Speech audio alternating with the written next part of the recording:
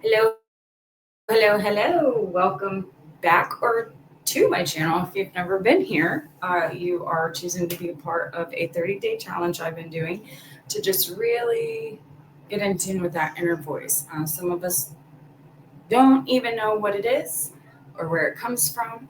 After everything that I've gone through, I very firmly believe that it is God. He is calling to you. It is his phone line to you, and it could be very staticky. Trying to tune into that. So yeah, that's what I hope this challenge is doing for you. It is doing amazing things for me. Um, and yeah, if that's you, you're in the right place. Now I'm throwing out the trigger warning banner because we're going to talk about some things that just might not be easy to hear, but they were very real and it happened. So just a warning for that. Red flags. This is just my experience and what happened to me. Um, and that's the wonderful thing about our journeys. They're all very uniquely catered to us and a God that knows exactly what we are capable of, good and bad, or not capable of, good or bad. So, yeah. And today we're going to be learning about learning from the disobedience. So, welcome in. Um, I'm glad to have you here, and I hope you stick around. Tomorrow we'll be talking about the blessings of obedience. So, yes, it's like a little bing, bing, boom, and I love it. I think these are very important. I think that this is where faith starts. Everything starts here with being obedient. And who, uh, if you were to ask the Lord, He'd probably say, I am probably like a little 2 year old. Um, he has to intervene and take things away and let me sit in timeout sometimes. And he does that out of love. We are his children and he sees the path for us and he tries his best to steer us on that path. So yeah, welcome. Welcome. I hope this one is a good one. We all make mistakes, right? Times we've heard God's voice but didn't follow through. Jonah's story is a powerful example of the consequences of disobedience. When God called Jonah to preach to Nineveh, he ran in the opposite direction. But even in his disobedience, God pursued him, giving him another chance. After going through what I went through, I look back at everything. Like you go through that and it's just like that's what you do. You look back and you try to find and you realize all the times that he really was there. He pursued us and all the times that I ran from him, me being me, I had always had this strong sense, this voice, this feeling. There was a time I didn't know what it was. And then there definitely was a time where I came to understand what it was, and I ran from it every time. If I didn't like it, if it didn't fit me, I ran. Uh, and that's what I'm coming to learn that he was always there, even when I ran. He put things in my life to try to gently nudge me back to him. Uh, I tell everybody I am a stubborn child of God, and He knows that. And like I said, He knows what we're capable of and what we are not capable of.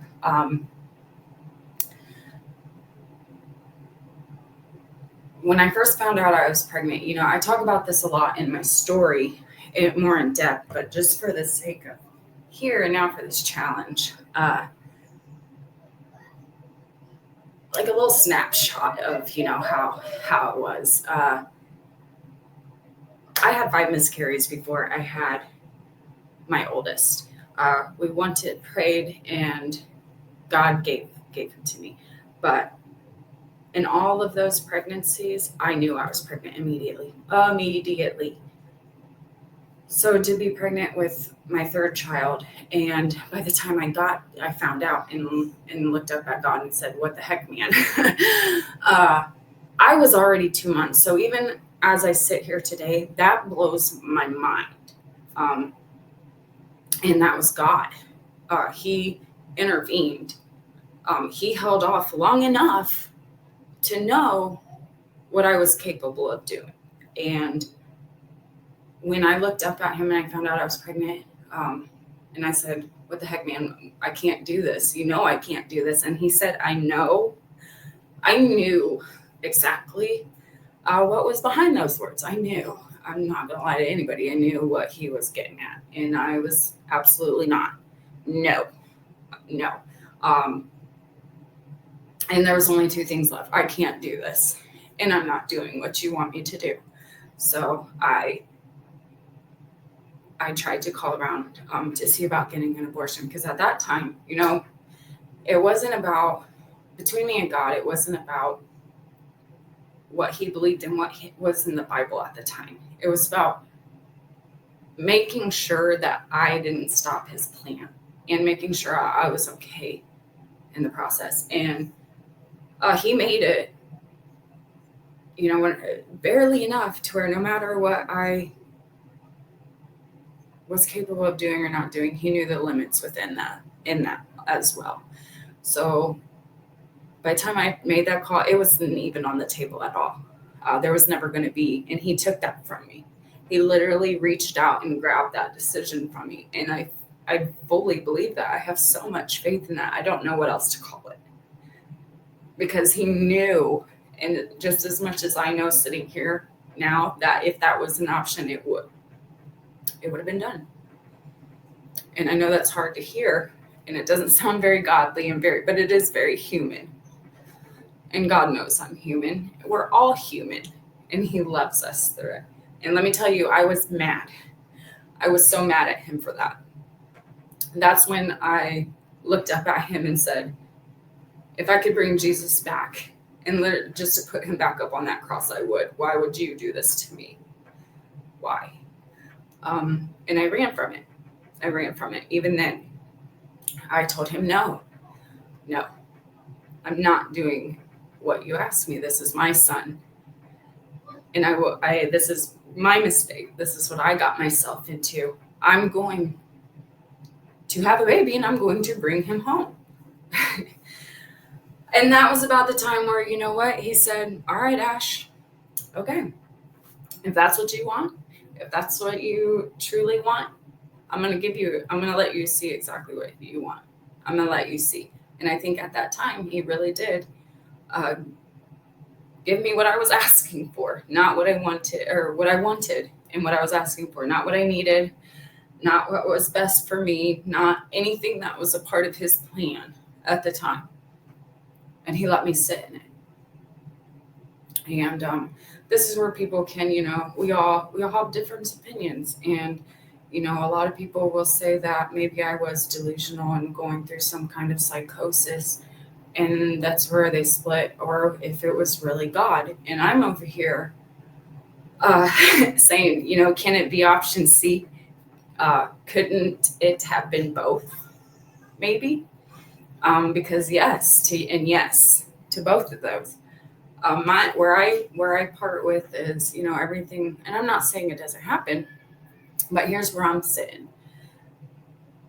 I was about where I thought I was maybe 2 to 3 months. I was more maybe 4 or 5 months in there. And that's when all this was happening. And when I felt like he didn't leave, he never leaves, but he let me sit. And when I sat, things started happening. I was losing touch with you. I don't know how else to explain it other than I was losing seconds. I was doing things and not remembering. I was getting very irritable with sounds and noises of just life. And, it wasn't just something that was happening inward. My husband would see it, and it was very noticeable. He would come in, what are you doing, Ash? And I'm like, oh, I'm folding laundry or whatever I was doing at the time. And he's like, that is absolutely not what you were doing. And I still told God no, as scared as I was. Because he would nudge me. He would hold this light, this warmth, and I felt it. But I would not reach it. I would not reach out for it. I would not do it. And that was the little one now. Lunch is done. But no, I hope you guys don't mind that. Honestly, that's the only reason why I don't go live is because if I have to pause and do little things like that. And if you guys don't mind, I think I'm ready for it. Honestly, I'm there. But anyways, yeah, my husband, and I still told God no. Like all of this was happening, and I'm telling myself I can do this, and it'll come, and all of these things.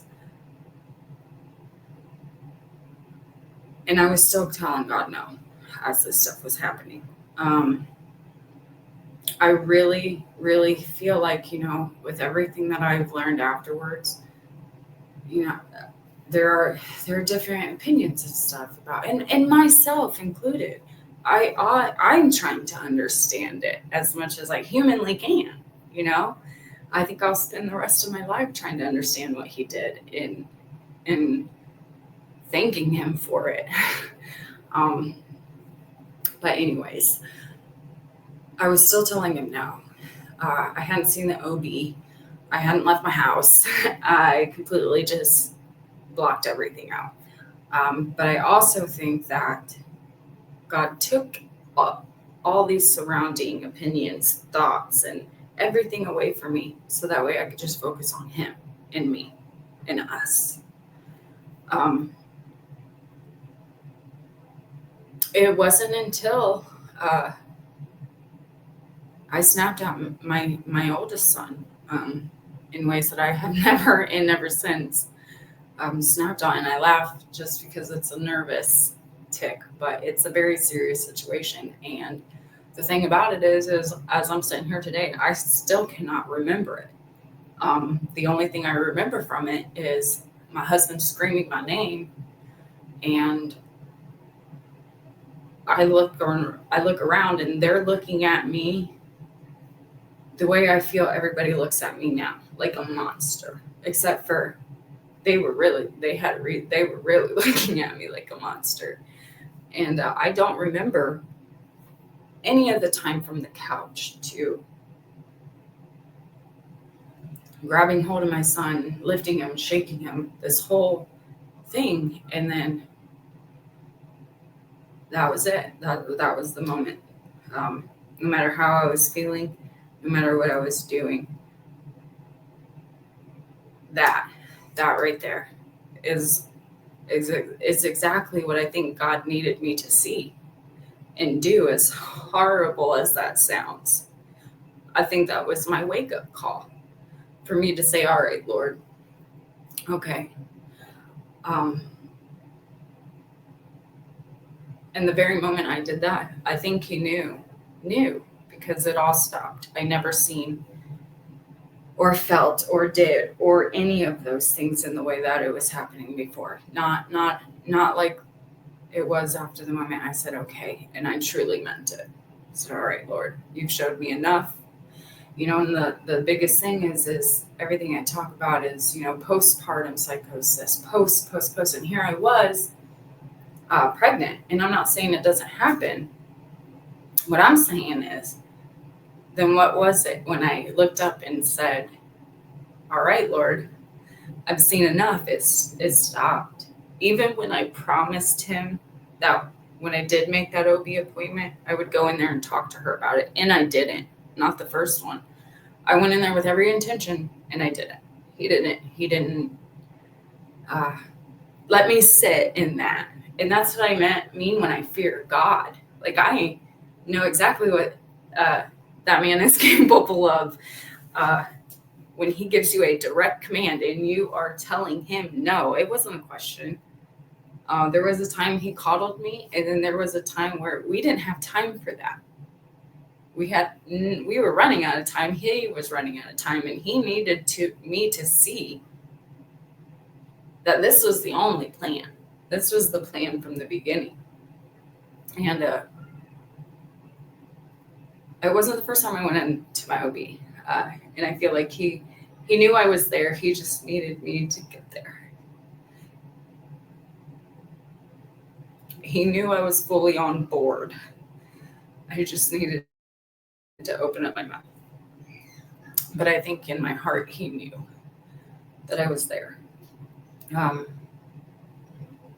And The moment that I did, the moment that I looked up, and like I was talking in yesterday's challenge, he really made way for all my fears to fall away.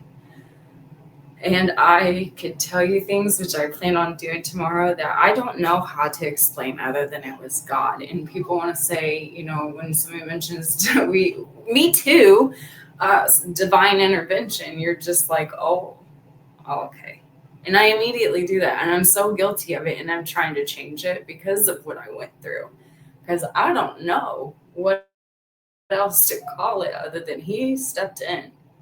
And he said no when he needed to, and he let me sit in timeout when I needed to, and he held me very tightly when he needed to. And now I have a level of respect for him, even now sitting in all of this, in the obedience. How long did I sit in that house before we finally gave into what God was telling us? It wasn't like Monday rolled around, he was like, go. No. We were sitting in it. In the moment that we said, okay, God, all right, here we go. Are we on the easy road? Are we on the up and up? No. But he's bringing forth everything that we need right now to get there. Because I've learned very hard from the disobedience. And I know firsthand the rewards being obedient can bring. So I will sit here in this hotel and praise him for all the good things that he's bringing us. Because there's been so many. So many.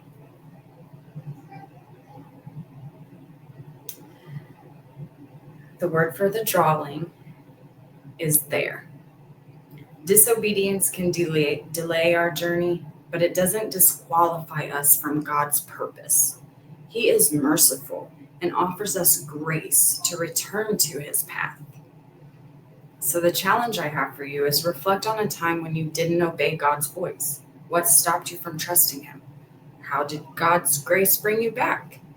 If you're holding on to guilt from past disobedience, release it today, knowing that God's mercy is new every single morning.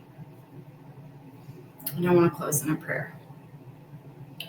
Lord, we thank you for you and your mercy and your grace. Even when we falter in disobedience, you never abandon us or take away your purpose for our lives. You patiently guide us back to your path, offering us a chance after chance after chance to walk in your will. Help us to recognize when we've strayed,